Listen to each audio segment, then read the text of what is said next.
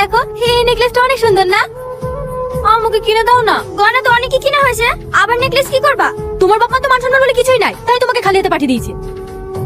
সাথী, এসব কি বলছিস তুই? আমি তো ঠিকই বলছি আব্বা, আমি যদি খালি হাতে শ্বশুর বাড়ি যাই তাহলে কি তোমাদের মান সম্মান থাকবে বলো? তোদের যা ইচ্ছে তাই কর, দয়া করে আর বাড়িতে অশান্তি করিসনি।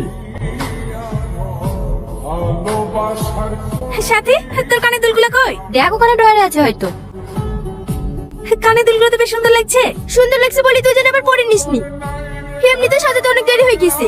সাথী, তুই তো এত কমা ফেস ওয়াশ ইউজ করিসনি। কি ফেস ওয়াশ দিয়েছে কই দেখি? কোথায় আছিস? তাড়াতাড়ি একটু আমার ঘরে আয়। কি হয়েছে? এত ইমার্জেন্সি ডাকলে? তুই জানিস না আমি কি ফেস ওয়াশ ইউজ করি? কেন, ওই পেশে হিসেবে সমস্যা কি? আমি ওসব কিছু জানিনি, আমাকে এক্ষুনি ফেস ওয়াশ এনে দে। ঠিক আছে। কি রে, তোর আব্বা মুখে ভিজেছে না মিনি? বাপ, আমার মেয়েটাকে একটু দেখো। ঘরে একটা এসিও নাই, এত গরমে কি থাকতে পারা যায়? অসহ্য। তুমি বসো, আমি পাশের ঘর থেকে একটা টেবিল ফ্যান নিয়ে আসি।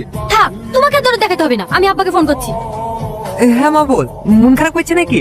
আমি এখানে গরমে থাকতে পারছি না, তোমরা কিছু একটা ব্যবস্থা করো। এখন আমি আবার কি করব?